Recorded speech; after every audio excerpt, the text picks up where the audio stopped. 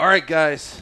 I know I feel like I say this every single week, but this week is much more unique than the week before or any other of the shows that we've done. I've had my wife on here. I've had Dr. Oz on here. I've had Lewis Howes. I've had tons of super successful people, celebrity people, pro athlete people, politician people, entrepreneur people, and this is the first time that I've had a guy on my show that hasn't made it like there yet. And the reason that I want him to be on my show isn't because of what he's accomplished or even what I believe and I have faith that he will accomplish in his life. It's like what he's overcome to this point. So the guy that we're going to have on the show today is not a celebrity. He hasn't been on TV shows. He hasn't launched 10 million, 10 million a year businesses. He's not a massive franchise owner. But I see character traits inside of our guest today that remind me, a lot of them remind me of myself, but a lot of them actually inspire me to really kind of look at myself in the mirror and be have a much greater attention to detail to certain character traits that this guy has. The character traits that I see in him that really, really impress me, and we'll be able to tell some stories later on in the show that I think will illustrate the three character traits that London Papamichael that he possesses and he showcases with consistency, and it's not a show, it's not a sometimes thing. And the three character traits are his boldness and his willingness to take risks. The second character trait that I really admire about London is his persistence. I mean, he's relentless. He will not quit. And the third character trait that I really see a lot of myself in him in this character trait, and he's a dreamer. He is very, very intentional with what he says, and he does what he says he's going to do. And some of the things that he is set out into the universe of things that he will do, not things that he wants to do or hopes to do, things that he will do. I can't wait for him to share the story that I'm referring to about the way he puts his intention out into the world and finds a way to make those things become a reality. But it's great to be a dreamer, and it's great to be bold, and it's great to be persistent. But if you can put all three of those things together, that's what puts this guy with the beefiest, the burliest. I mean, your beard almost has veins in it. Dude, welcome to the show. He's got the best hair that's ever been on my show, the best beard that has ever been on my show, and I have an elite level of faith in you and what you're going to do in your life, man. So that's why I wanted to bring you on here, and we'll tell the story about how we met. But, dude, welcome, man. Hey, I'm glad to be here, man. It's something that I've dreamed about. I've asked the universe for it. I've hoped for. I'm honored to be here. I hold you to a very high standard, and to have the opportunity to meet you and then let alone to work with you, it's truly been a great opportunity for me to learn from you. But seriously, to find a really great friend I can truly trust and depend on, even with as busy schedule as you have and all the stuff you have going on. You still make the time to reach out, whether it's business or whether it's to say, hey, man, I appreciate you. Hope all is well. That's the kind of people I want to be around, and that's the kind of circles I want to be in. So to be here today, when I said on the last podcast I was on that I'm going to be on Steve Weatherford's show, and then when I asked you to listen to it, you took the time to listen to it, which it's an hour long. I listened to it twice. And it was great. That's 2 hours. And then you said, great storytelling, great podcast, but you didn't invite me on the show. And I could have taken that the wrong way, but it took a little bit of time. But then you did ask me on the show not too much longer. So for that to come full circle, man, I couldn't be more grateful. I actually got emotional on the drive here, because to think about all I've been through and what I've overcome to now be sitting in this chair, like in San Diego, where I've never been, a Super Bowl champ, cover of magazines, great father, a great human being. And now to be telling my story when I was 2 days away from moving to LA back home to bartend again or work for my friend's landscaping business because I was running out of money and things just weren't happening and LA was so expensive. But I was 2 days away, but I didn't, and I made it through, and here I am today, man. And I was going to say all those things you said in the beginning. I haven't made $1 million. I don't own a big home on the beach. I don't have a successful business yet. Yeah, dude, attach yet to all of those things. And I should have done that earlier, but really I was doing it to prove a point, but I'm not going to let you say you don't have those things. You don't have those things yet. Regardless if you want them or not, you might change your mind in 5 years, man. Yeah. But dude, like your story, to me, the people that inspire me the most aren't like the Tom Brady's, and they like his level of eliteness and being in a class of his own inspires me. But all of the accomplishments along the way, to me, all those records and everything are so impressive, but they don't really inspire me. But when I hear people's stories of, getting over a brain tumor and running a marathon for charity for, you know what I mean? Like those inspire me because those things happen every single day and nobody really talks about them. But people are so much tougher than what we give ourselves credit for. And your journey of what you've been through, what you've overcome, really kind of like your intention for doing all those things has been really inspiring. I don't want to spend like a ton of time talking about like your younger life because you did a really good podcast. And if somebody wants to hear that, I want them to go hear the unabridged version of that podcast. What podcast was that? Yeah, shout out to Franny Nicole, Claiming Your Truth. Yeah, Claiming Your Truth. And It was she a gave good me show. So what's her name? Franny Nicole. Franny Nicole. Great. It was Yeah. a great show. You did a great job facilitating his, I was going to say like an incredible podcast, but that was your first podcast. And I'm forever grateful. Home run, dude. Thank you. She gave me my first opportunity to tell the Yeah, world my story, and the that's cool. feedback I got was unbelievable, man. It was a true joy for me. It was therapeutic, Uh-huh. to be able to open up and be vulnerable and tell the world how I feel, and then to realize so many people DM me and said, I feel that too. I went through this and I went through that, and I was scared to talk to somebody, but after listening to you, I'm going to try to get help, or I'm Right. going to start overcoming what I've been through. Just by telling my story about claiming my truth. It was a beautiful So thing. so that podcast was Claiming Your Truth. If like you want the unabridged like backstory of London, and I'm going to try to do it justice. Your dad is from Cyprus. Yep. He's Greek. Yes. From Cyprus. Your mom was from Ohio, Columbus area. Yep. Columbus area of Ohio. I did my homework, dude. Yeah, dude. I listened to it twice. I wanted to make sure I got this right. That's correct. You lost your mother 5. Going on 8 years. She 8 died on years. Mother's Day. Okay, and she was 47 years old. 47 years old. Your parents got separated when you were like About 10. 10, right? Yes.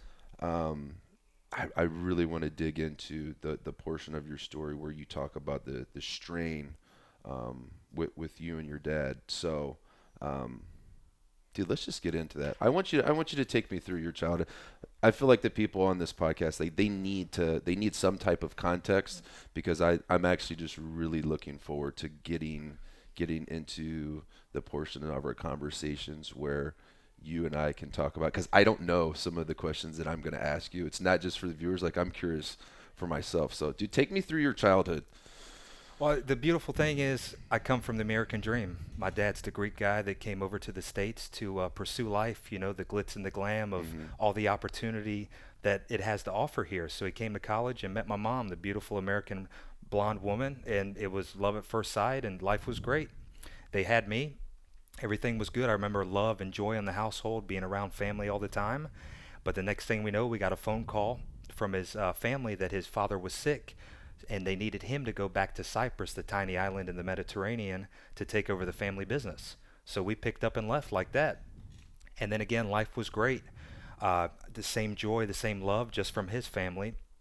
But things just slowly started to deteriorate due to differences in the marriage. And then Greek families are very traditional, so they never really liked the idea of him marrying a blonde American woman, Mm-hmm. even though he was happily married and they had this beautiful baby boy that they loved and always felt loved by his family. And it just slowly start to fall apart. And I want you to envision the relationship you have with your son, Steve. Mm-hmm. That's very powerful, and you work at it due to Yeah, what you thank dealt with your dad. Not that you didn't say your dad wasn't a good dad, but you wanted more of that. Yeah. Then, 10 years old, you say goodbye to your son, and he goes to another country. And then he just comes back for the year, or each year just for 1 month. And that 1 month was good. I had 2 years of that. Whole month of August. We spent time together because my mom and I and Gabriella, my youngest sister, moved to the States. And she said, I don't want any money, no child support. Just let me have the kids, and anytime they want to visit, I got no problem. I want you to be in their lives, vice versa. But then we just slowly started to lose contact. My hero, man, the guy I held the highest. Your son slowly losing that. Can you imagine slowly losing your son? Would you be willing to give up your son and say goodbye even though there's that distance? And that's what happened, man. It just slowly started to deteriorate. Less contact, less phone calls. He always wrote letters, but it's just a little letter on a birthday card saying happy Right. birthday. I'm not saying it doesn't count, but come on, man. There's no intimacy to Yeah, that. you know Lion King where they hold up Simba? Yeah. That's Greek culture, man. Let alone when you love your son as an American man. But that's who I was. That's what I felt. And that's really surprising too that your dad, because in my mind when I think of Greek culture, like they celebrate their sons, like their sons are like their most valuable thing, at least from what I gather. It's correct. I freaking loved watching the movie 300 because Yeah. like for me, every morning I'm waking my son up at 4:50 a.m. I mean I do that 3 times a week, so when I say Yeah. every morning, but every time that I do it, I think about how they send the Greek son out or the Spartan son out, and if he comes back, then you know that's his rite of passage, and he's a man, like he earns it. And if he doesn't come back and he dies, you know it's unfortunate, but like we're in this life to create men. Like it's men creating more men, greater leaders than what they are. So that's like to me that's Greek, that's Sparta. And the fact that he didn't do that for you is like blows my mind. And it's very important I want everyone to understand, I'm not here to bash my dad. I'm just here to tell the truth about what happened to me and how I felt. Right. You know, and we'll get into how my documentary is going to be a part of me talking about that journey and the opportunity to maybe mend that or to forgive that. But back to me, the story of me and my father. So we slowly lose contact of high school, and I'm playing football. You know, I'm growing up to become a man, and I'm very proud of what I'm becoming, and there isn't much contact. And then I reach out, and I'm actually a good football player. I wasn't any bigger. I played linebacker, but I was good, and I had heart. I was ranked in the state for tackles, sacks, got nominated for Hit of the Year, won some awards, was in the papers. And I invite him to my high school graduation. He says no. It broke my heart, man. That's a big moment for me. He wasn't at my football games, you know. And I'm a man's man. I want you to tap me on the back and straighten up my pads and say, you got this, man, or tell me when I messed up, you know. So I've had this chip on my shoulder of my father not being around, which has turned out to be my greatest strength and also my biggest weakness. But thankfully, for the most part, I've used that pain, that chip on my shoulder of me not feeling good enough. When your hero stops talking to you and stops feeling like he loves you, man, that is a trauma that I still suffer from this day, and I'm 32 years old. I still hurt from the 10-year-old boy that said goodbye to his father, you know, that day when they got divorced and we flew back to the States.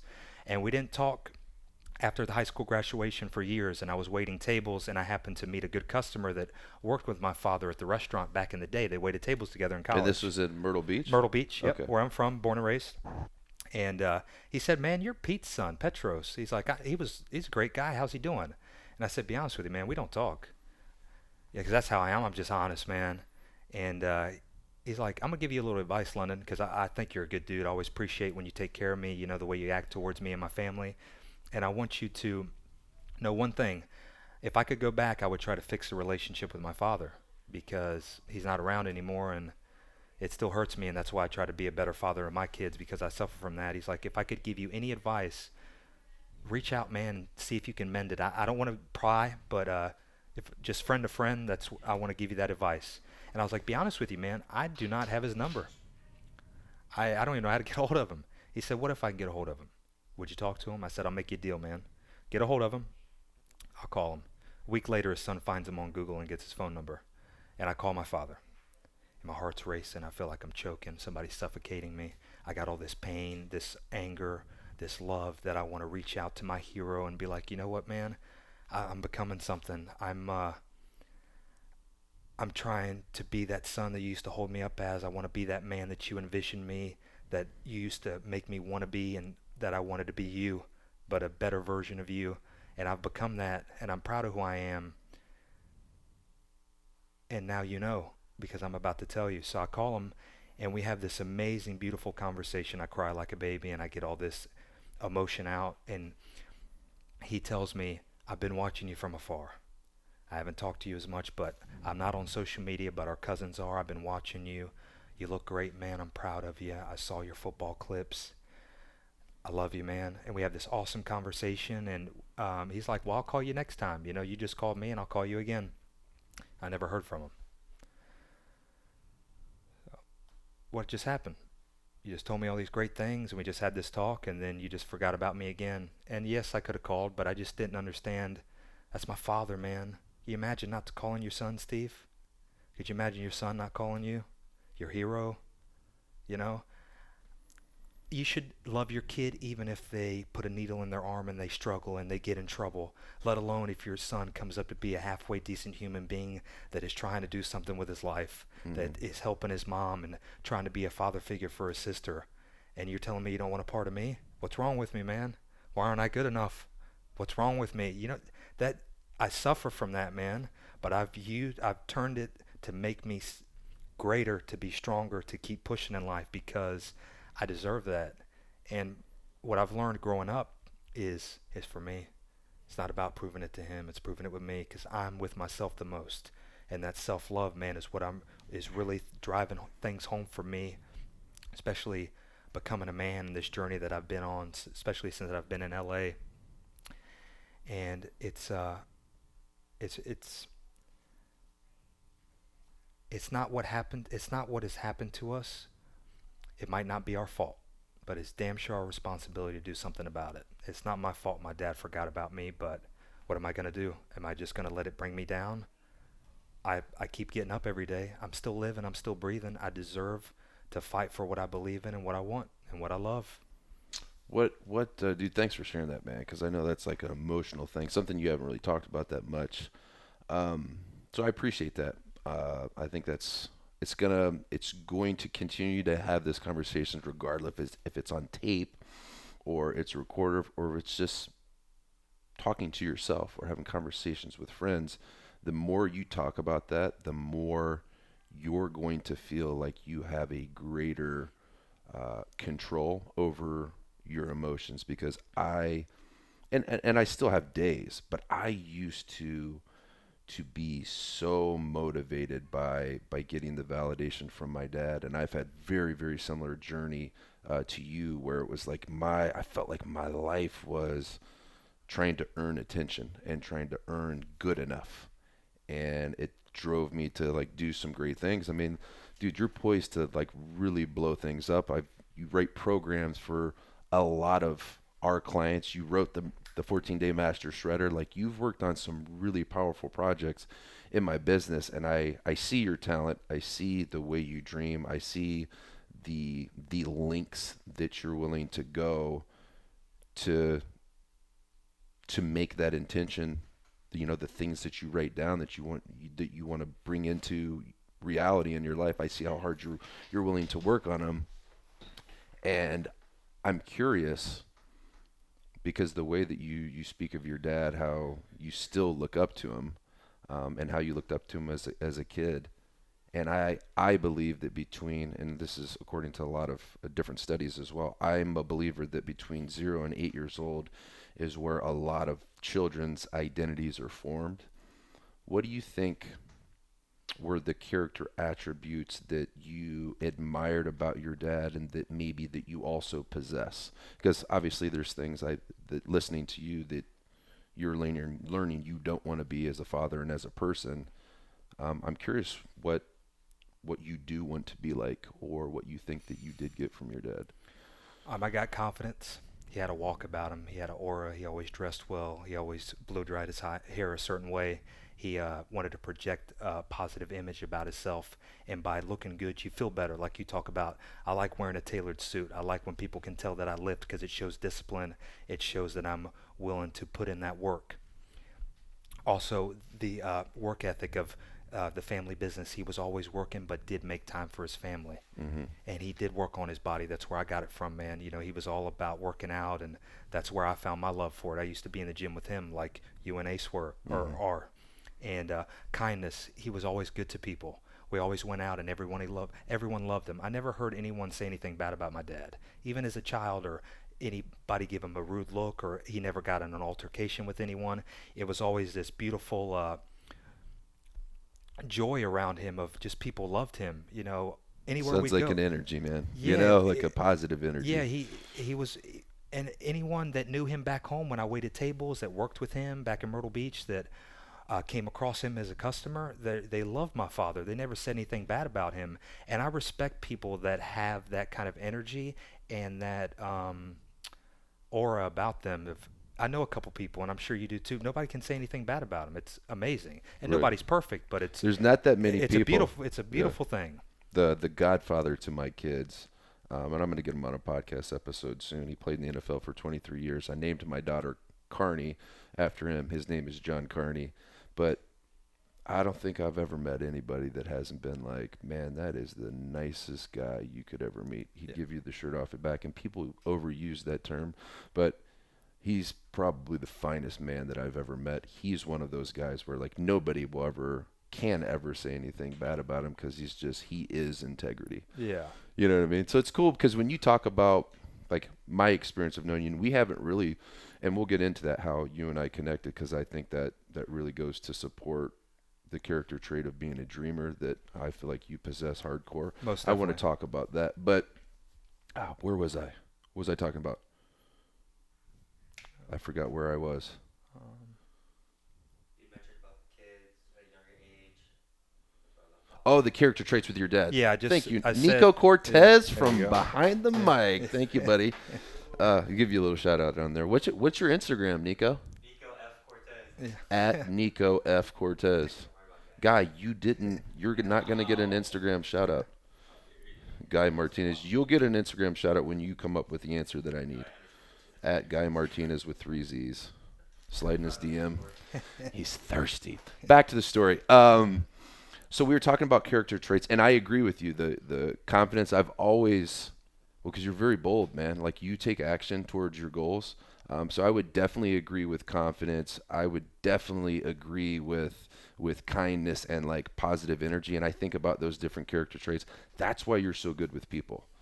Like that's why you're getting like superstar type clients in LA. It's not because you have like all these degrees and accolades and everything. Dude, it's like your positive energy, your ability and willingness to take action and your confidence to actually freaking do it. So, And I appreciate that. what character traits has your dad showcased, or maybe not even character traits, or just things that you're like, I don't want to be that. I don't want to continue to repeat the cycle of things that my dad has done or is.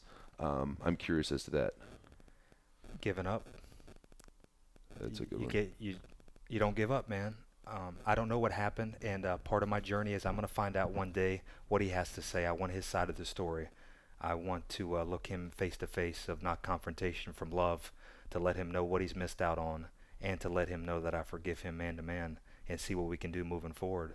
But you don't give up on anything that you love, and I feel like he gave up on me, and that's what's so important to me, of what drove me when my mom passed away, man. I'm 25 years old. My mom's 47. I get a phone call on Mother's Day that my mom died. I'm 25. Gabriella's 18. Kennedy's 10. So I made them a promise. I will never let them down. I'm not perfect. I've made my mistakes, but I won't give up on them. And if they ever call me, if they ever need anything, I'm going to show up.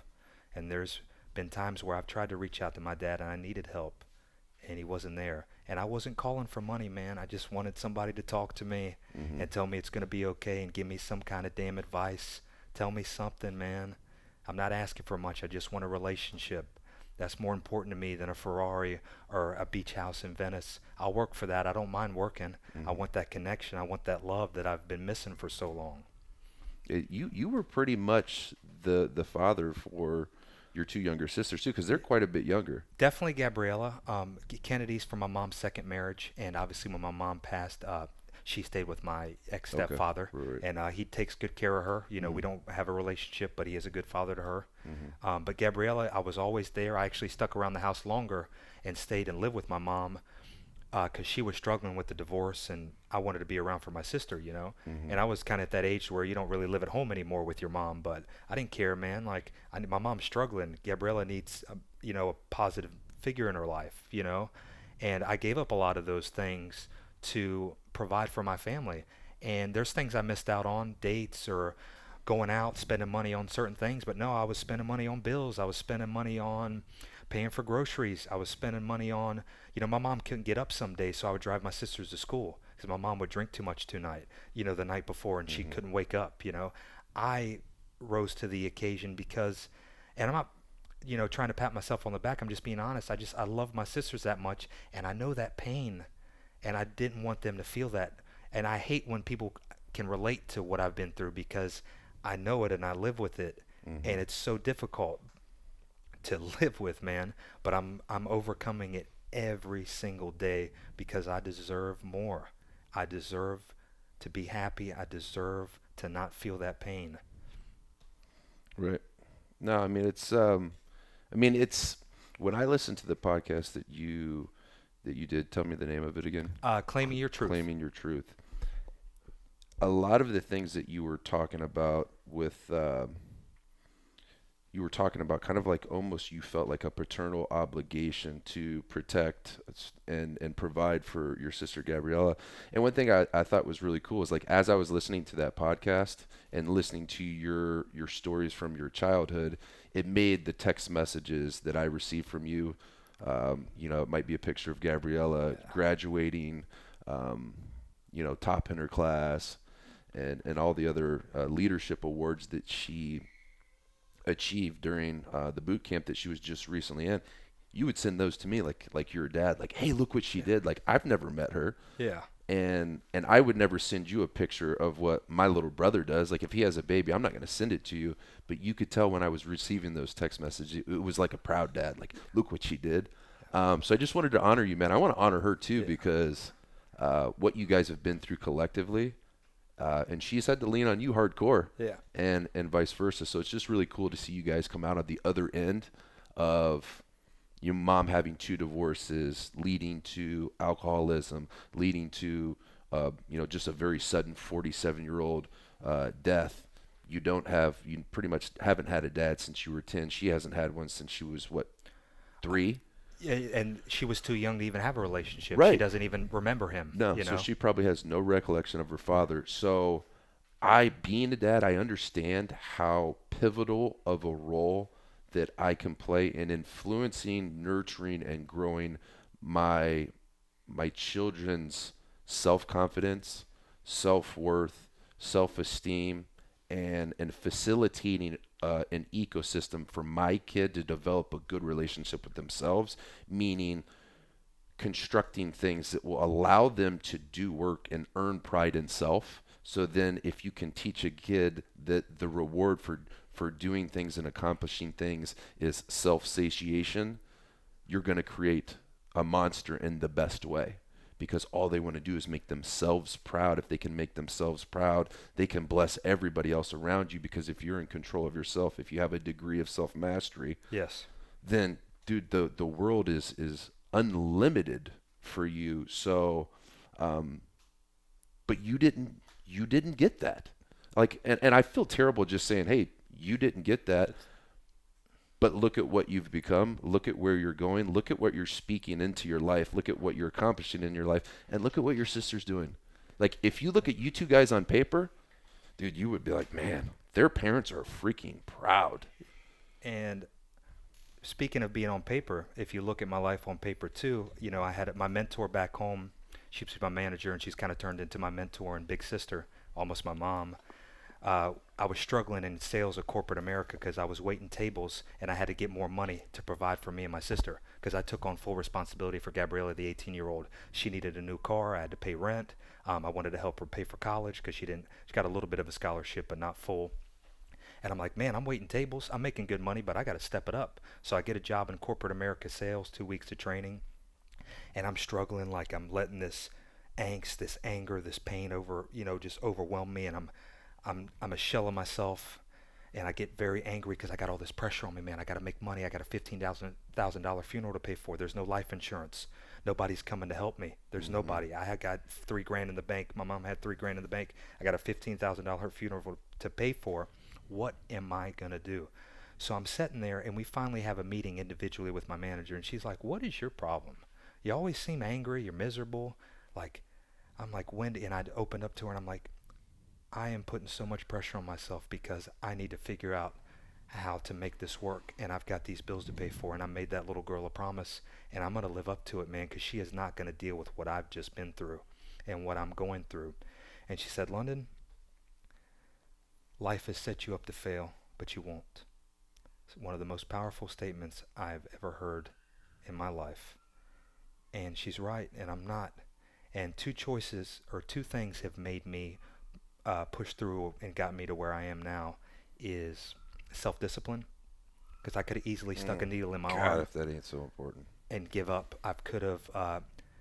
Can you imagine? It like hurts when somebody hurts your feelings or you break up with somebody, but let alone like your parents not being around and then like burying your mother.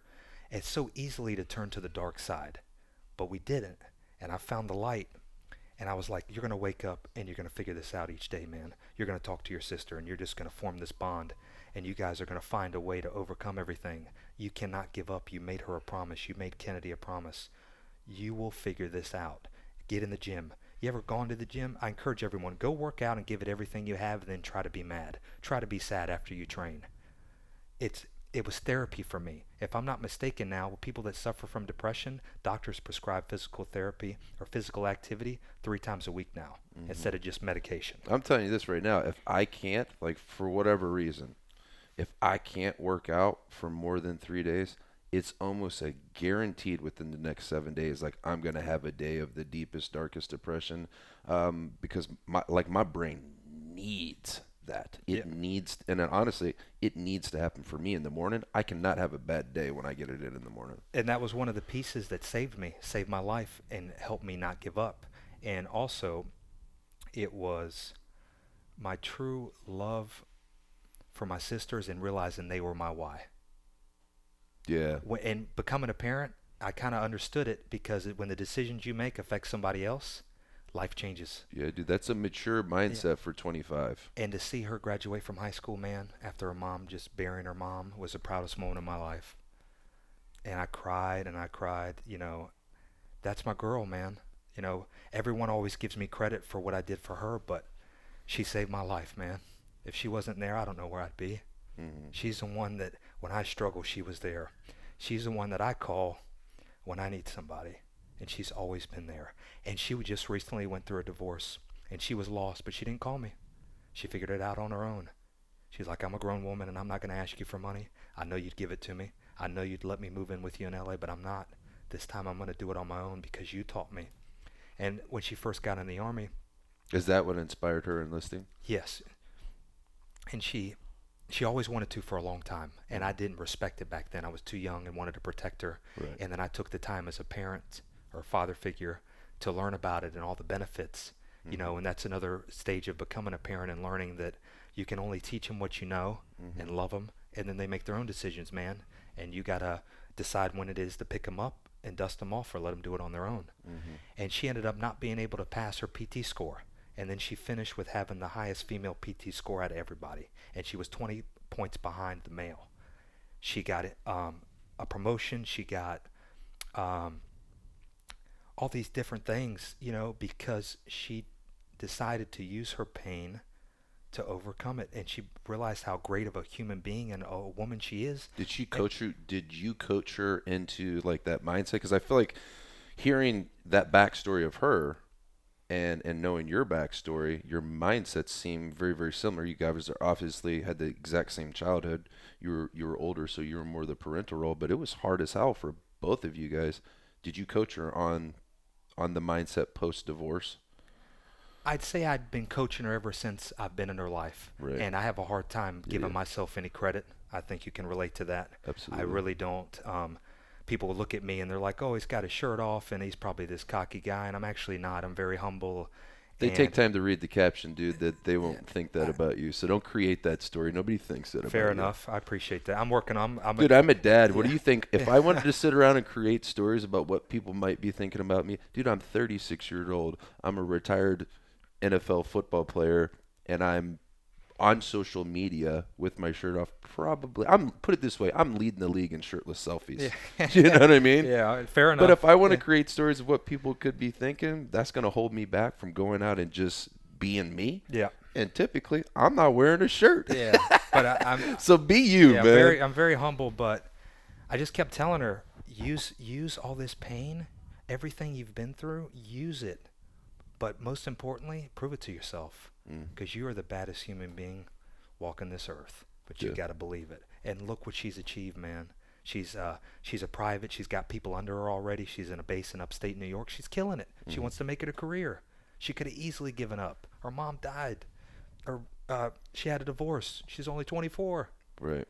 She didn't give up, and she didn't even call Big Brother. She just or ask me for anything. She called me. She just said, "Talk to me when I need to talk to somebody." Yeah, yeah. And to say that I had a little bit of a part in that, man, that's a true joy for me, man. Just like seeing your son succeed in something. And I don't have that from anyone, but I'm damn proud I give it to those little girls, man. Yeah, you You do. know. And now moving forward, I went through a bad breakup, and it really affected me a lot more than I thought I would. And I obviously called my sister first to give advice, and I told her the situation, and she gave me the pep talk, and she was pretty stern with me too. That military, is kind of Yeah, like, but good. that's what I needed to hear. Keep it real. And when somebody loves you, when they tell you what you need to hear and what you want to hear. Hmm. And she said, and I'm like, I'm trying to make things happen, and I'm trying so hard in LA, and I'm trying to do this for us and you and Kennedy. And she's like, London, I'm good. Hmm. I'm a grown woman. Kennedy's got her father. He's wealthy. She's fine. We know we can call you if we ever need anything. Worry about you. It's time for you. Self-love, London. Love London. London needs to be your why now. Because when you become greater than you are, the whole world around you gets better. And you will inspire. You will do great things. And here I am, man, with one of the people that I admire, that I respect. Yeah, thank And you. then to find out that you're even a greater human being than I thought. And I'll tell you why I knew you were awesome when I met you was we went to breakfast when I met you in Anaheim, and you were as nice as could be to the waitress, you Yeah, know. thanks, man. And when you treat the janitor like the CEO, and I'm not saying a waitress is like a janitor, I respect anybody that's working and trying to provide for their family, but that shows true character, man. And I've met famous people or so-called celebrities, and they weren't that great, man. And to see somebody talk the talk and walk the walk, man, I'm proud to work with you and to call you a friend. Dude, thanks, man. I appreciate that. And when you were talking about your sister, I don't want to just skip over that acknowledgement. So it means a lot, man. Yeah. Thank you. Um, I was thinking about it when your mom passed away. She's 47 years old. You're 25. Yes. So you pretty much became a dad at 25. Yes. I became a dad at 25. What are three character traits that when you became a dad kind of got exposed for you to be able to get a greater self-awareness that like, man, I really need to grow up and develop in this area. I know what they are for me, but I'm curious what they are for you. Number one, communication. Yeah. As in not just talking about the stuff that's going on of our pain and making sure we're talking to each other, but just we'd always I went through the motions sometimes as a brother. Just, hey, what's up? See you later. Like, Right. no, Checking take the in. time to talk to her. Let's Right. go to dinner and just talk. No phones. Me Mhm. and you. Let's not talk about mom. What are your plans for the future? Tell me. Remember when mom used to laugh when we watched that cooking show, and the lady would talk with an accent when she said mozzarella. Mozzarella. You know what I mean? And I'd miss my mom's laugh and stuff like that to build that bond that I was missing, that I didn't have anymore. Mhm. Give that to her. Use my pain and turn it into love and give it to her. So communication, to be selfless, and not selfish. Because when you're 25, you're just doing you, and that's okay. But then I took it upon me to my decisions were going to affect her, so I needed to make better decisions. I needed a new car too, but not as much as her. So I put money down. She put some money in too, which I'm proud of, that she worked and brought some money to the table, and we got her a car together. Because I wanted to provide for her. I had to be selfless because her peace of mind, her life moving forward was the number one thing in my life, the most important thing. Right on. How did you go? This is a little bit of a shift, but I wanted you to tell this story because I love it, man. I feel like people, if they really listen to this story and the point that you were at when you made the decision to come to California, dude, walk me through that, man, because it's such a powerful. It's a bold move, man. Yeah. This is one of the reasons that I see you, and just one of the examples of the boldness that you've shown me. Well, I'll tell you the reason why, and then I'll tell you the story. I don't want to look back in life and say, I wish I would have done something, man, because life is going to keep coming at you, and it's all about how you respond. And I know everyone keeps saying that, but it's so true, because life isn't going to stop, and good things are going to keep happening, and then you're going to get punched in the mouth, man. And I refuse to stay down. I will never break, and I'm not asking the universe to bring me any more trouble, but I will always bend. I will never break, and I'm not gifted with the tallest, the strongest, the smartest. Don't come from money. But what You I got do, the best hair and the best beard, Yeah. though. I'm gonna tell you I that. came out of the womb with the 5 o'clock shadow. I'm half Dude, Greek. I'm jealous, man. but This what is I like do 8 days right here, man. But what I do possess is a willingness not to give up, man, because I refuse to let life dictate how I'm going to feel and how I'm going to end Yeah, up. man. And I want to be able to say I gave every ounce of me in the end and not wish I would have done something or talked to somebody or went for it because I failed at something I didn't like. Why not fail at something I love, man, and enjoy the journey and not just wait to get to the top? Because the best part is going through it in the relationships with people, connections, and with yourself. So I'm in Boca Raton, Florida, restaurant owner, excited, moving up in life, right? Turns out to be a complete disaster. 7 months in, I'm broke financially, mentally, spiritually, physically. And I'm looking myself in the mirror and I'm trying to figure out what to do. Man, I'm struggling. This is the darkest I got since my mom passed. And I'm feeling like a failure. I didn't want to go back home for a lot of the right reasons and along with the wrong reasons. I didn't want people to see me back at the bar bartending and, dude, you were gone for 7 months. You already really that was that quick, but that's what happened. And I'm. It wasn't that we didn't have bad food or service, just we couldn't come together as a team. And what a toxic environment, like in the locker room. If your team can't come together, you can't be successful on the field, in the restaurant.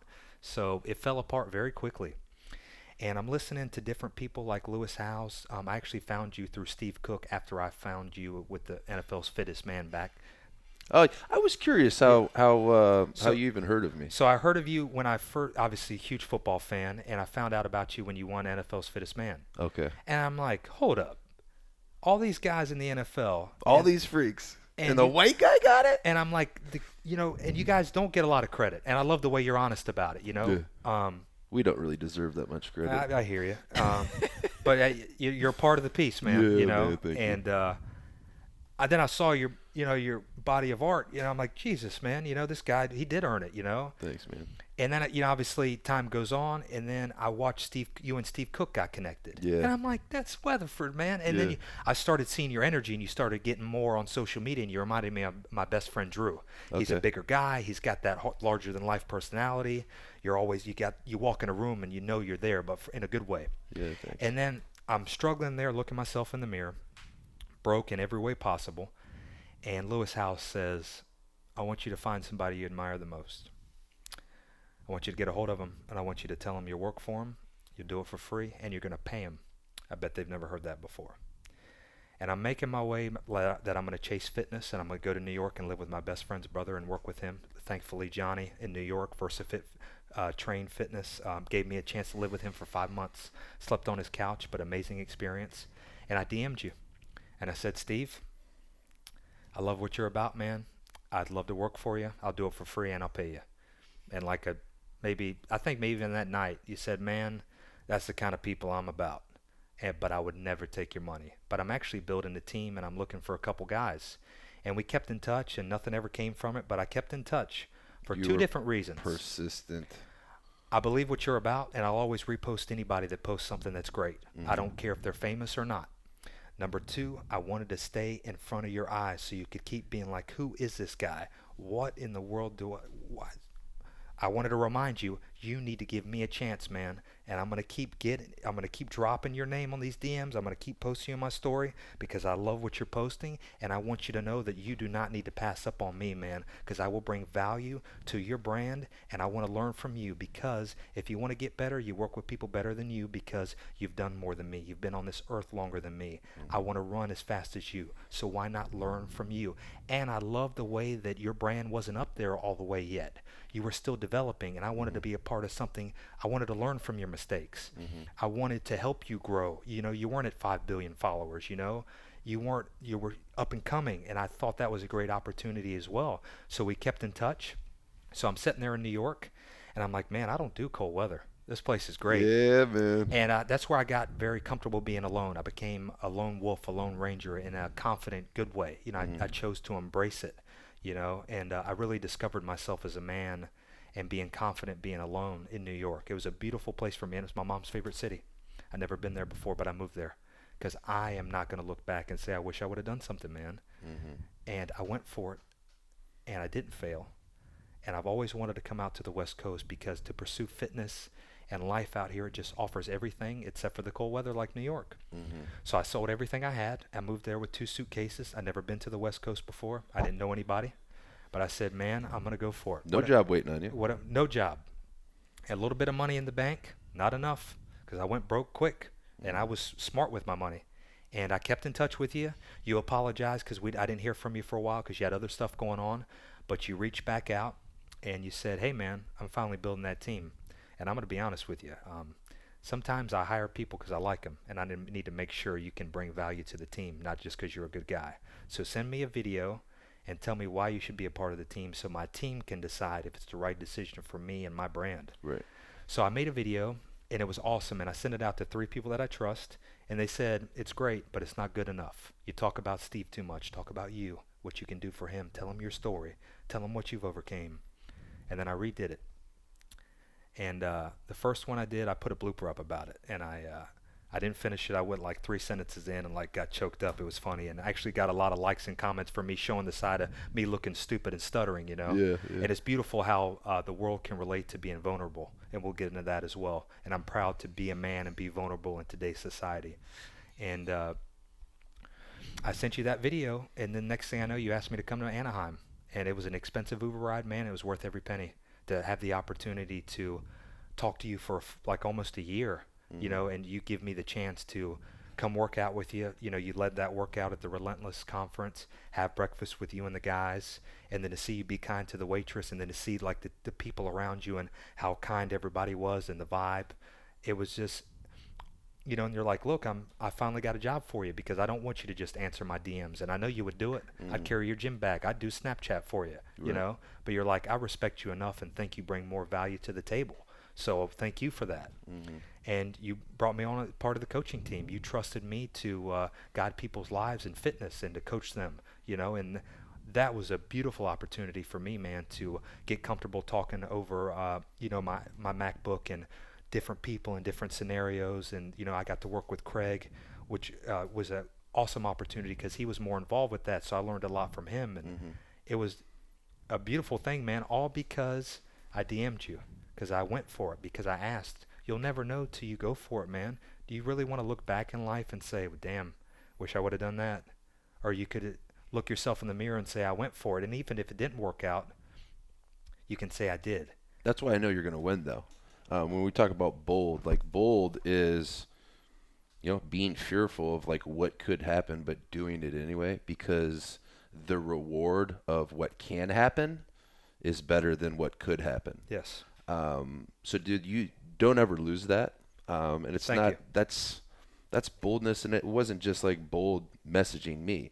It was bold moving to New York. It was bold you opening a restaurant and falling flat on your face. That's a bold move. You were what? How old were you? 20. About 30. Yeah, 30 30, years old. That yeah, was 2 yeah, years 29, ago. yeah. That was just recently. So that's bold. Moving to New York with no plan, no job is bold. Moving to California, no plan, no job. But you didn't have a plan, but you always had a goal.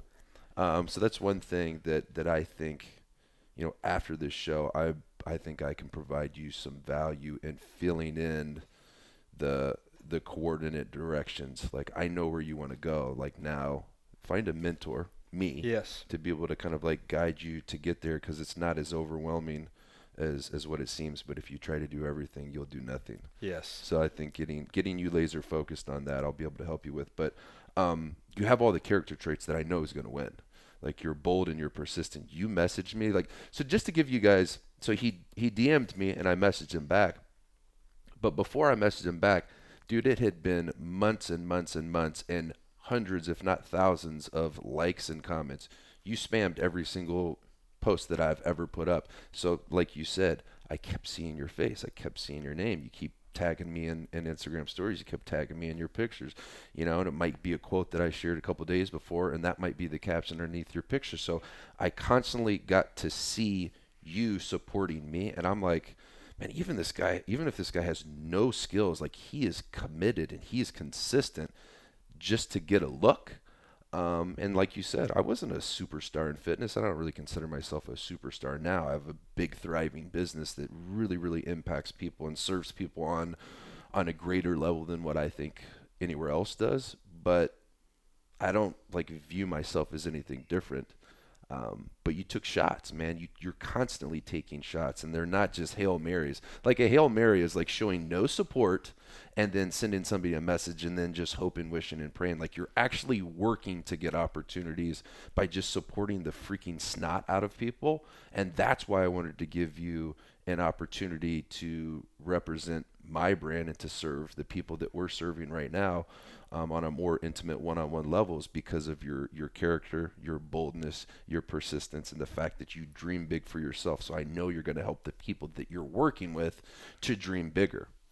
And I take great pride in living up to my word, because I feel like I haven't, my father didn't live up to his word as a father. He held me up, and then it was kind of just tossed me to the side. So when I told you I'd bring value to it, your business, when I said just give me a chance, and then I text you and said I'll be one of the best decisions your company's ever made. I actually knew Tom Brady told Robert Kraft that, but I didn't think about it at the time. But then you sent me the video. I want to live up to that, man. I take great pride in my name, let alone your name and what you've done with your brand and what you're trying to do. And then to have the opportunity to actually do it, and then to have faith in me to write programs for you, to write the shredder. Dude, our best program of 2019, and the program that gets downloaded and finished, because we track people starting and finishing, because I want to know how we can improve people finishing programs, because everybody starts programs. Yeah. Well, most people start programs. So if you say 100 people buy something, 85% of the people are going to start it, but only like 40% of people on average finish them. Like, we're somewhere up in the 60s, 61, 62% of people are finishing, which is giving us greater results on a greater level. But how do we boost that up? So you helped me pioneer and create our best program that is making the greatest impact in our business. So yeah, I would say it's probably the best decision. If it's not the best decision, it's one of the best decisions I've made, was trusting you. You know what I mean? Because when I put the ball in your hands, I didn't give you a ton of time. No. I'm like, hey, this is what I need. I need these 3 things. Because I want to talk about your accountability. I need these 3 things, and I need them by this day. I think I gave you like 5 days to do about 15 days worth of work, and you finished it, and it was freaking fantastic. I think I finished early. Yeah. So you talk about accountability to yourself. Like, you're extraordinarily accountable to me. You've never missed a deadline. You always get the jam done, and you get it done without having to make any revisions. Because I'm tired of being let down, man. So I'm in control now. Yeah. So if I'm in control, the greatest investment you can ever make is yourself. Yeah. And then if you have kids, you invest in them. But if you can't work on this, they're not as good. So to be able to be honest with myself and say I'm going to do something and then deliver, and then also I didn't deliver one time. I said, you asked me to record the video workouts. I didn't know what I was biting off. So I go to the Oh, gym. I fix the yeah. hair. The beard's all glammed up and shining. I asked my good friend Blake to record for me, and the only way we could do it was at night. And we got done. We get I to know the the gym. grind, dude, because I have to do a lot of those videos. So we get to 24 at 11 p.m. and I've got 300 leg moves to record, and I thought I was going to do shoulder and core exercises for you. And I'm sweating. I'm a not lot of taking work, any isn't it? time. And he's like, London, like, your hair is kind of falling over. Your face is getting red. Take a breath, And it was a cool thing for me and him to do, but I visualized that, man. I said, I'm going to have a chance to get recorded. I'm going to do this. I'm going to work for Steve Weatherford, man. I'm going to make something happen. Like, I'm going to figure it out. And I texted you and I said, Steve, I finished the legs, man, but I need some more time to do shoulders and core. And you laughed and you're like, dude, appreciate you letting me know. I totally get it. It's a lot tougher How than late it did you seems. stay up that night? I was up till 2 a.m. We 3 got done. hours of We went to filming. Fat Burger. I got an Impossible Burger. Went to sleep. Worked all day. Trained. I worked out like that mid-afternoon, and then we went back that night and finished up from 11 to 2 a.m. And then we got done. But I told you I thought I'd get it done. I manned up and said I couldn't.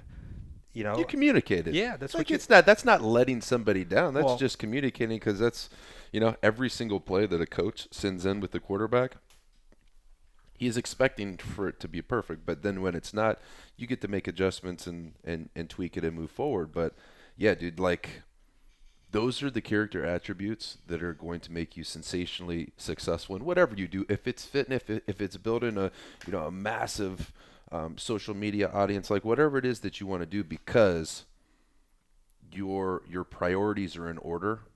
You're not trying to be something for someone that you're not, because you've done that before.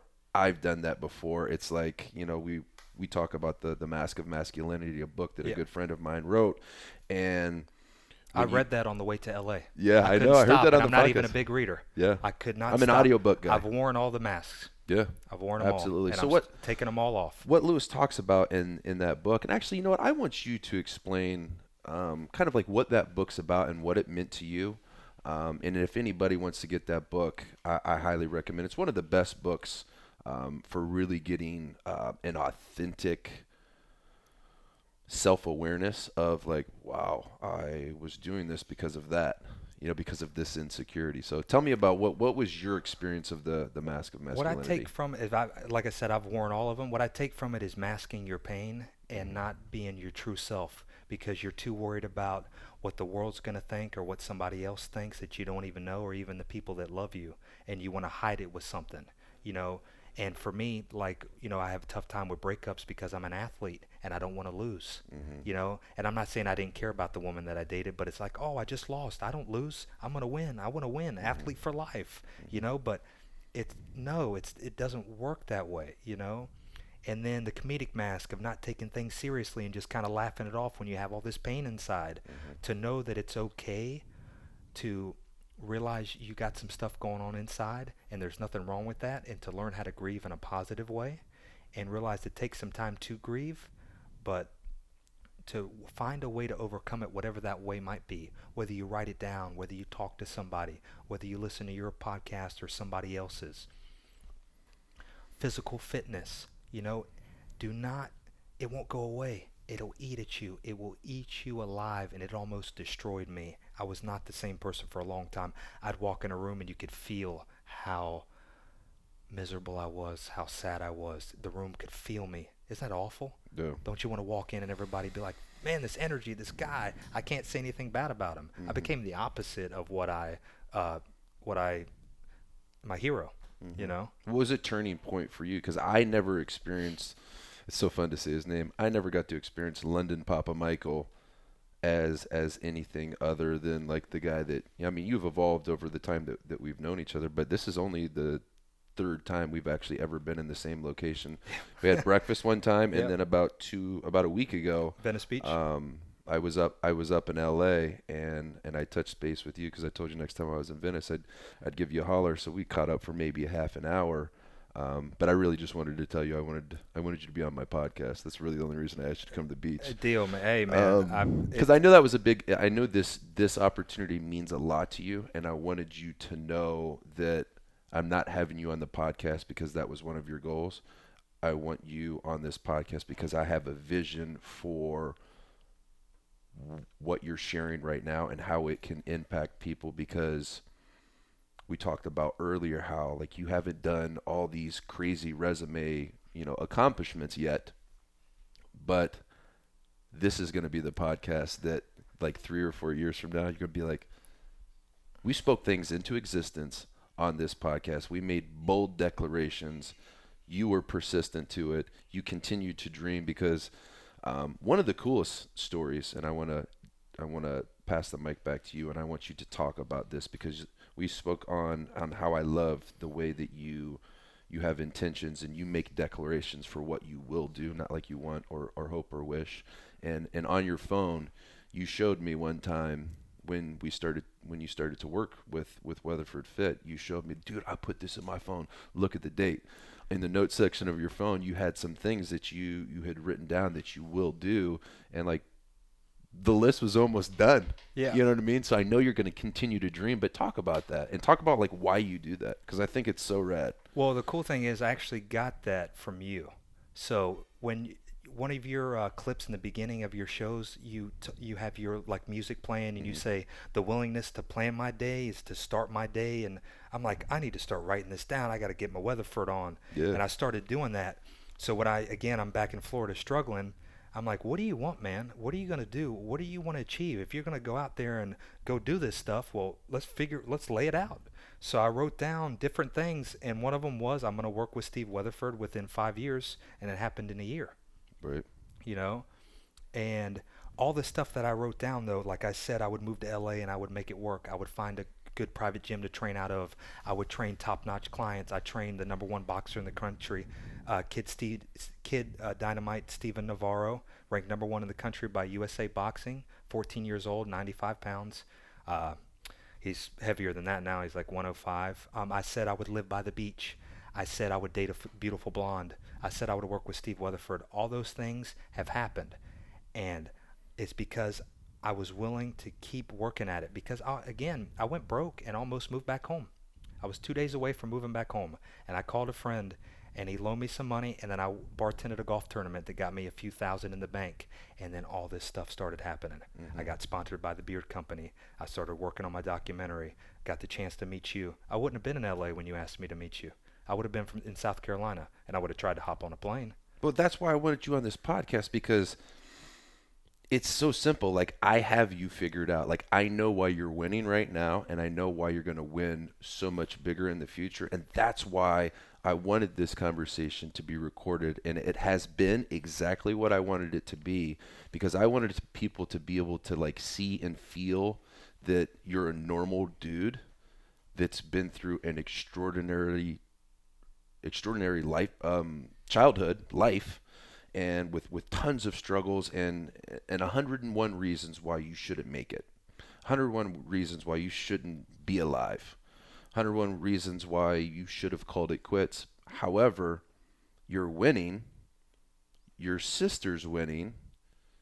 You've got your whole life ahead of you, and there's nothing that you were given, because it's so easy for people listening to this or watching this on YouTube to watch this and see the person that's sitting next to me, or to look at me and to feel no connection, and to be able to like look at somebody like how their body is, or the watch that they have on, or the place that they live, and say, well, they're successful because their parents are this, or they're successful because they could go to this school, or they're successful because of that, or they're, you know what I mean? Excuse me. So all of those different reasons why they can't be doing what you're doing. Like, there's no reason why somebody watching this right now couldn't be sitting in that chair a year from now. Yes. Because think about that. I had no idea who you were a year ago, but you showed an ignorant level of support and positivity. And it wasn't like that I just started paying attention because you started to repost my stuff. And like, I'm not having you on the show to reward you for supporting me, because you had no idea that this would be a possibility. But the reason it's a possibility is because you made a bold declaration, you wrote it down, so you made it real, and then you consistently and persistently and relentlessly took bold action towards making it happen. It's not easy to like every post that I make, Lyndon, because I make a lot of them. Yeah, you post a lot, man. You know what I mean? But I read every single comment. I reply to every single comment. I'm in my DMs for at least an hour a day, and because I care. but I could see that you cared. And that's what's afforded you the opportunity to just have breakfast with me. But then for me to be able to see, man, this guy's like, he's not just like a weirdo fan. Like, this guy isn't in love with me. He's in love with what I'm doing. Because that's what I wanted to be able to experience from you. Wasn't like a fanboy experience. It was more of, let me see if this guy's really committed to my mission of impact. And that's why you're sitting in this chair. And think about how easy it would be for me to get invited on your show and be like, well, damn, I'm not Lewis House. I haven't, I don't have a best-selling book. Mm-hmm. I haven't stood on stage and impacted millions of lives. But I'll tell you one thing, man, my time is now. Yet. And I'm working on it every single day, and this is a stepping stone for me. And everyone else out there, you can have it, you can achieve it if you're willing to work at it every single day. And I'm a true testament of that, and I'm so proud of that. And I encourage everyone to watch my journey, because you get a chance to watch somebody that's trying to do what you guys are doing. I don't want to be you. I want to do what you're trying to do. Yeah. But ultimately, I want to be myself, man. I don't want to be you or Lewis Howes or Les Brown. I want to be me. But I want to make that kind of impact on my own terms, in my own way, in London's way, you know? Yeah. And watch my journey, please, you know, and watch me fail. But I'm going to get back up, but I'm going to fail because I went for it, not because I didn't. Mm-hmm. And maybe time ago I would have felt like I don't deserve to be here, man, but I do. And like, I've got emotional a couple times, and I don't even care, because this is very important to me, man, and I asked for it and I wanted it, and I know how great of an opportunity this is, and to be here with someone that I truly respect. Like, I am truly grateful for this, man, and I know that I'm providing value to a lot of people, even though I don't have those accolades yet. That's so powerful, man. What are three things that you truly believe that are gifts? Like, they're gifted to you. You haven't. I'm not saying you haven't worked to develop them, but they're gifted to you. A willingness to not give up, you know, to the way So you think drive? drive. Yeah, you have drive like a mofo. I somehow still want to love people. I still want to be kind. I'm no angel, man, but I think about it. It's in the back of my mind. I try to be kind to people and smile, hold the door for them, say hello to the Uber driver. You'd be surprised how you can change somebody's day by just smiling and saying hello, man. You know, Will Smith says, you know, people got a lot of shit they're dealing with. You know, if they can come across me and find a little joy in their day, I'm going to try to do that. Why can't I do that? I got that same kind of love in my heart, man, you know, and I want to do that. And people have done that for me. And I want people to say that about me, because I think it's a great thing people can say about you. And I'm proud that all the anger and pain and suffering that I've dealt with, it hasn't taken away the goodness in me, man, the kindness. And I continually want to give that back to people. And I'm proud of that. And the willingness to be vulnerable. I'm not afraid to cry on camera. Yeah, I'm the dude with the beard. I love football. I love cold beer. I like old fashions and red wine. You know, having a good time with the guys. But I also know what it's like to hurt and have your heart broken and feel like you're not good enough. Critique everything about you, that I don't deserve to be here. I wish I was taller. Wish I was a little bit bigger. Wish there was more money. Blah, blah, blah. No. I'm okay with saying that I deal with some of those things, but I don't let it consume me, because I am good enough, and I'm good enough to owe it to myself that I'm going to keep pushing on, proud but never satisfied. I sent a text, or actually this morning. It was after my morning workout, because I know how much this opportunity meant to you, and I know how excited you were for this, and I know you and I share a lot of like, I'm not good enough conversations, even like now, like before I go on other people's podcasts, or even like before you showed up at the house. I'm like, because I know you hold me high. I'm like, man, I hope this dude isn't disappointed. You know, like, that's the first thing in my mind. Yeah. Like, I'm fully in control of that conversation, but like, I'm 245 pounds, I'm 6'3", but we were talking about it earlier, like, from 0 to 8 years old is really when you like to form your opinion of yourself. And I had a good dad, but like, I never got that, like, hey man, I'm so proud of you. You did such a good job. Like, you're such a good kid. You're so kind. Blah, blah, blah. I didn't get those acknowledgments from my dad as much. So like, as an adult, my first like default thought in my mind before I meet someone or do something is like, what do I need to be so they'll like me? You know what I mean? Yeah. Kind of like the mask that you were talking about in Lewis's book. You know, you wear the materialistic mask of, like, you know, making your life about the things that you have, or the athlete mask of win at all costs, which I've worn that one too. You know, there's this, you know, there's what, 9 of them, 9 different masks. Yeah, there's quite a few, and I've worn Yeah, them all. yeah. You know, you're talking about the comedic mask when you're like insecure about something, you're self-deprecating, or you make jokes to break the tension because you're uncomfortable. So I've worn that one too. You know, like Yeah. that's typically like the class clowns are typically people that are like insecure. You know what I mean? And they're not bad for being the class clown. They're just like that's how they dealt with the uncomfortableness. So anyway, dude, it's just this has been a lot of fun. And I want people that have listened to this, if they've had something really jump out to them, if they have a question, I already know what your answer is going to be, but can they message you on Instagram and get connected to know more about, maybe it's, for example, maybe it's a question of somebody's listening to this and they want to create a relationship with somebody that they admire.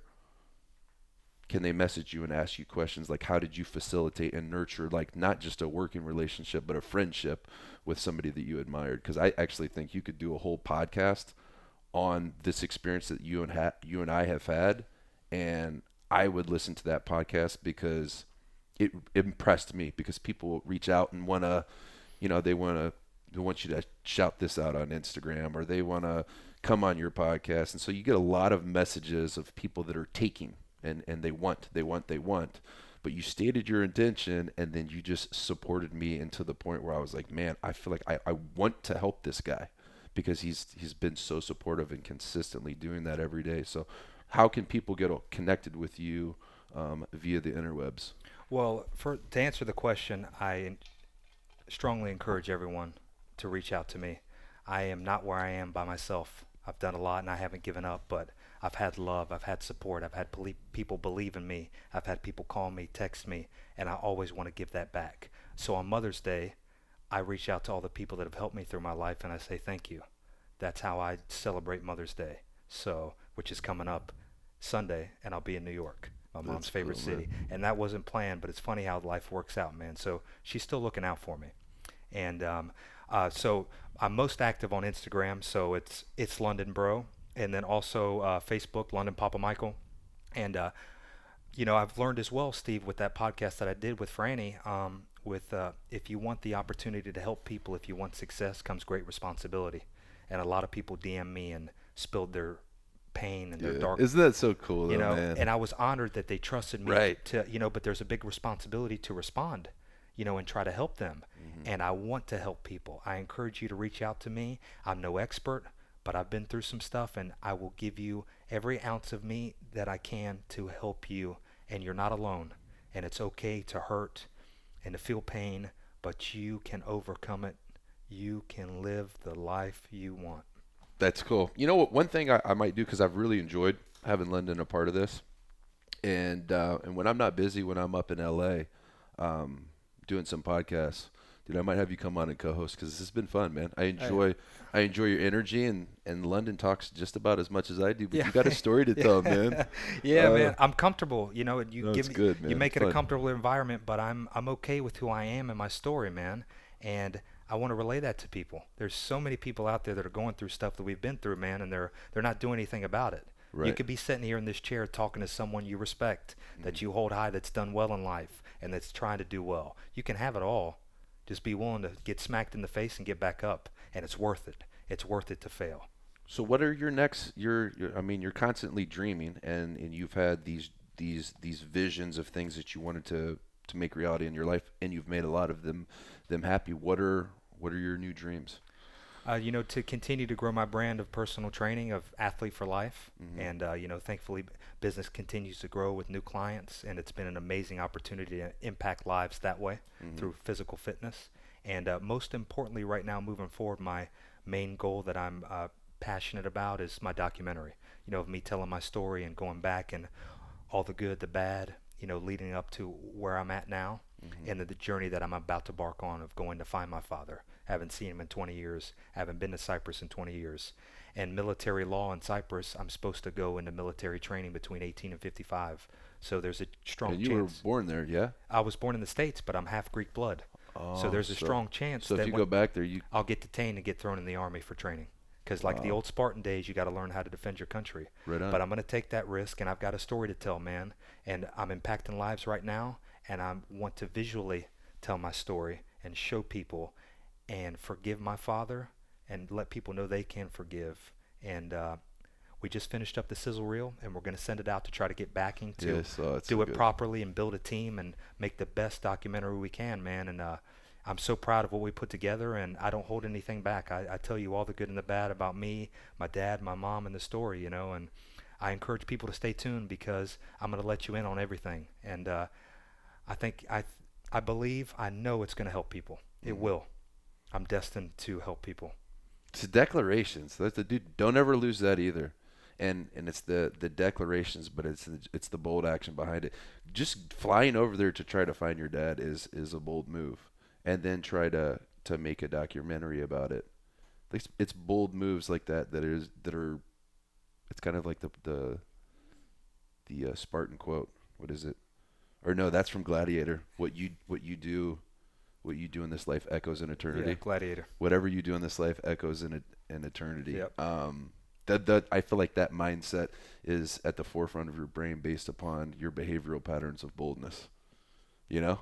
I agree. Thank you. It's good, man. Yeah, I love that Don't movie. ever lose Yeah. that. That's good. I I'm really won't. excited to see what that ends up turning into with your dad, because for me, being a dad and seeing my son go through pain and like how much it just like tears me up, but I know some of the things that I could lessen for him that I selectively don't do, because as painful as it is for me to like watch him go through it, or for my wife to watch him go through it, we know that those are the different things that we don't get to help him with, because that's what's going to build his character, and that's what's going to build him into a Spartan, because that's what I want to raise. I don't want to raise just somebody who's physically capable and provides for the family. I want to raise a Spartan that also has a degree of sensitivity and the willingness to actively listen and value other people's opinions and not steamroll people and show kindness and show generosity. So I'm really interested to see and support, that journey that you're on. If you knew your dad was listening to this podcast, what would you want him to know about the man that you've become? Wow. That's a great question. I'm the man that I want to be, and I'm doing it for me, and I'm proud of what I've become. And I hope one day we can meet again and we can talk about it. It's heavy, man. Dude, thank you so much for sharing that stuff, man. It's an honor. Really, thank you, really man. good. I really enjoyed this. It's London Bro on It's London Bro. Yeah. ITSLONDONBRO. Yep.